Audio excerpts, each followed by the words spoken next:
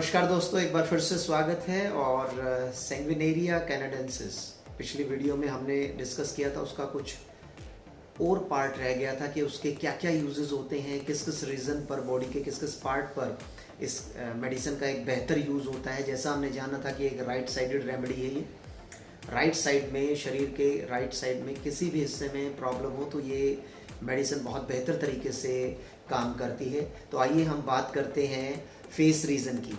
जब हमारा पेन होता है, हेड में पेन होता है, तो फेस रीजन में भी उसकी वजह से न्यूरल्जिया की कंडीशन डेवलप हो जाएगी और पेन ऐसा लगता है कि हर डायरेक्शन में फैल रहा है, आँख में, कान में, टीथ में, हर तरफ जाएगा और सारे लेवल पर ऐसे पेशेंट को पेन नज़र आएगा। और अपर जाके तरफ अगर हम देखें तो जैसे आप उसे प्रेस करोगे तो उस ऐसे पेशेंट को उसमें आराम आएगा। और इसलिए रेडनेस हो चीक्स के रीज़न पर, है ना, आपको बर्निंग सेंसेशन हो, हेक्टिक फ्लैशेस हो, फुलनेस या टेंडरनेस की फीलिंग होती हो बिहाइंड द जॉ के पीछे, तो ऐसी स्थिति में आपको ये जो मेडिसिन है यूज़ करनी है ना। A1 हमारे पास है ही, तो उसे नेगेटिव में दें। याद रखिएगा, यदि किसी व्यक्ति को बीपी की प्रॉब्लम ज़्यादा रहती है तो ये वैसे भी इस तरह की क्रॉनिक कंडीशन में नेगेटिव में जाएगी, तो बड़े सावधानी पूर्वक गलती से भी उसे D6 D5 इस तरह से कंडीशन में ना दे दें, क्योंकि ट्रिगर कर सकता है। तो इसलिए एक बेहतर EH जो प्रैक्टिशनर है वो इन बातों का विशेष तौर पर ख्याल रखता है। आइए आगे बढ़ते हैं। अगर हम नोज़ के लेवल की बात करें तो हे फीवर, जैसे स्प्रिंग सीजन होता है तो उस समय हे फीवर डेवलप हो जाता है, यानी कि बसंत ऋतु में, और एलर्जिक रिएक्शन ऐसे होते हैं तो ऐसे पेशेंट में नाक टपकती रहती है ना, थिक डिस्चार्ज आता है, प्रोफ्यूज, ऑफेंसिव और येलोइश जो डिस्चार्ज होता है वो होता है। और इस मेडिसिन का रोल स्वाभाविक तौर पर वहाँ देखने को मिलेगा। कोराइज़ा के बाद डायरिया देखने को मिलता है, क्रोनिक राइनाइटिस देखने को मिलता है, नेज़ल पॉलिप्स, है ना, और मेम्ब्रेन का पूरी तरीके से ड्राई हो जाना, कंजस्टेड हो जाना म्यूकस मेम्ब्रेन का। और इसलिए जब नोज़ में इस तरह का बर्निंग सेंसेशन हमें फील होता है किसी भी तरीके का, और जब बर्निंग सेंसेशन होता है तो साथ में सिर में भी हमें दर्द फील होता है, हेडेक फील होता है, थ्रॉम्बिंग और हमिंग और जो रोरिंग साउंड है, थ्रॉम्बिंग हेडेक होता है और हमिंग और रोरिंग साउंड हमें फील होती है कानों के रीज़न पर हमें।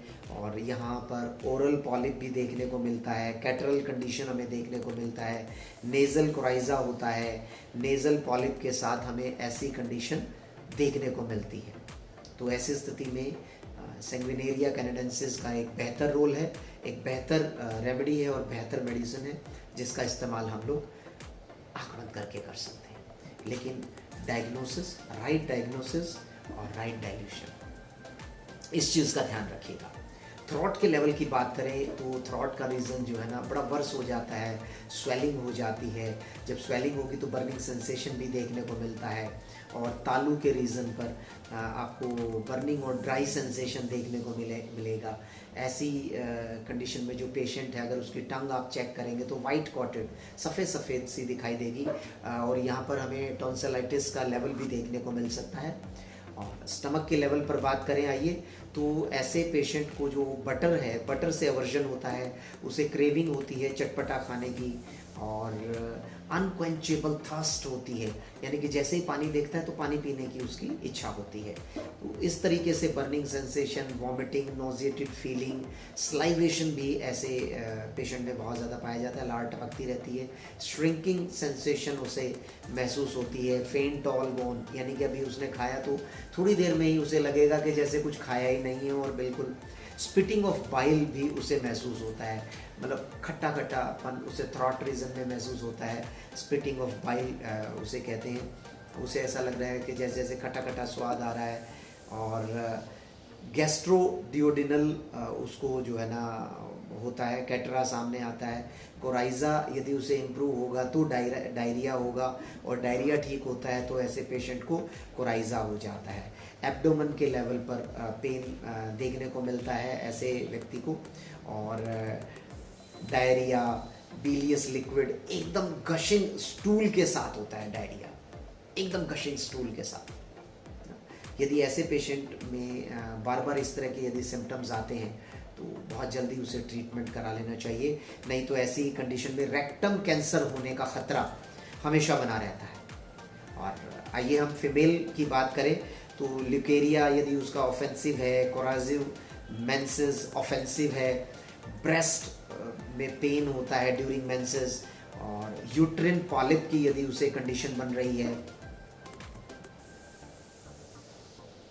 मेंसेस, इचिंग इन एक्सिलिया रीजन यानी कि बगलों में उसके खुजली होती है, मेनोपॉज के दौरान जितने भी सिम्टम्स होते हैं वो सारे ही सैंग्विनेरिया कैनाडेंसिस की परिधि में आते हैं। ये मेडिसिन बहुत ही ऑथेंटिक तरीके से इस पर काम करती है।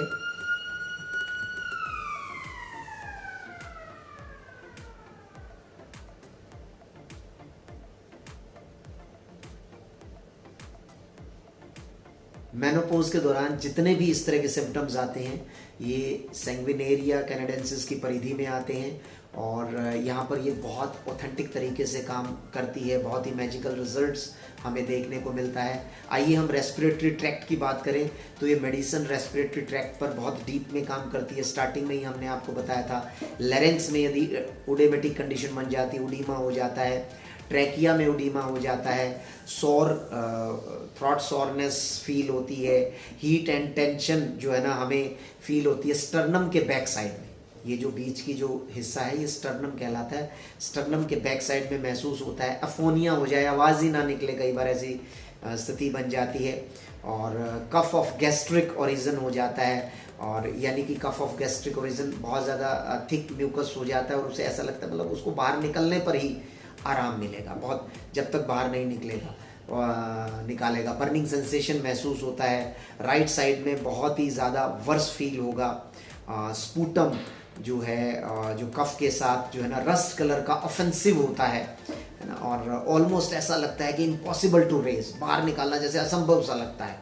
वूपिंग कफ के बाद में इन्फ्लुएंजा में स्पाज्मोडिक उसे कफ होता है, और जब हम एंटीबायोटिक लेते हैं, एंटी एलर्जिक मेडिसिन लेते हैं तो ये लंग्स के लेवल पर इन्फेक्शन चला जाता है और उसे कफ के रूप में ये जो है ना आता है।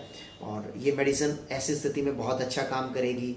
बार बार कोल्ड होने पर कफ रिटर्न हो जाता है, स्टर्नम के पीछे टिंगलिंग सेंसेशन होता है, कांस्टेंट हॉकिंग कफ कोज करता है। रात में लेटने पर ये स्थिति और भी ज़्यादा वर्ष हो जाती है, और बैठने पर भी बहुत ज़्यादा ये बढ़ जाता है।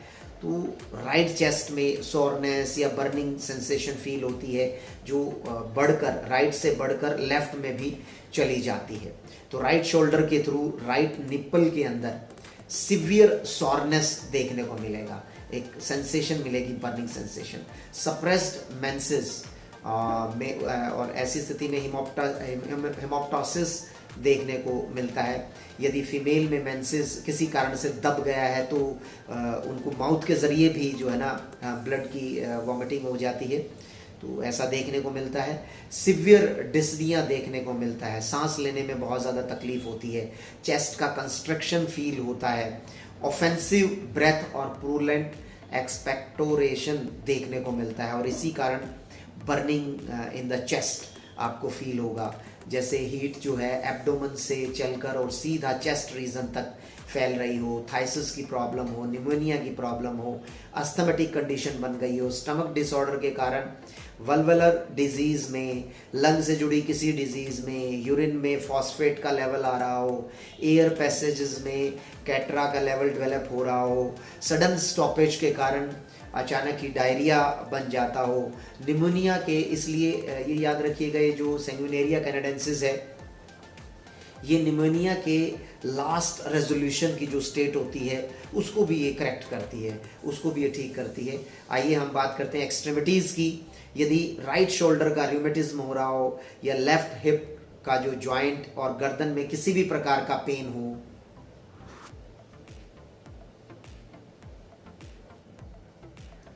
टोज और फीट की सोल्स में बर्निंग सेंसेशन महसूस हो रही हो, तो ये मेडिसिन बहुत ही बेहतर काम करेगी।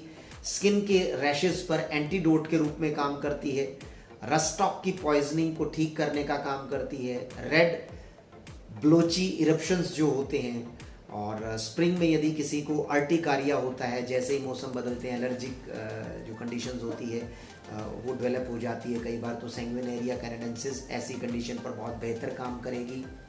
और हार्मोनल यदि डिस्टर्बेंस हो रहे हो, हार्ट के वॉल्व में यदि कोई दिक्कत हो, किडनी पॉलिप हो, यूट्रिन पॉलिप हो, नेजल पॉलिप हो, मेटास्टेसिस की कोई कंडीशन बन गई है शरीर में, और हार्ट का जो पल्पिटेशन है बहुत बढ़ गया हो, तो ऐसी स्थिति में सैंग्विनेरिया कैनाडेंसिस बहुत ही बेहतर रोल अदा करती है। दोस्तों, ये थी आपके सामने सैंग्विनेरिया कैनाडेंसिस, जिसको 2 भागों में हमने आपके सामने रखा। उम्मीद करते हैं इन दोनों भागों से आपको बहुत ही ज़्यादा फायदा होगा। बने रहिए हमारे साथ चैनल में, तब तक के लिए नमस्कार।